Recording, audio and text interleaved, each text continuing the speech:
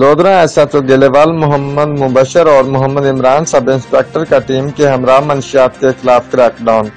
اطلاع پر ٹیم کے ہمراہ مختلف مقامات پر چھاپہ مار کر 4 ملزمان سے 1035 لیٹر دیسی شراب، 4 چالو بھٹیاں و سامان، 200 لیٹر لہن اور 1 کلو 60 گرام چرس برآمد۔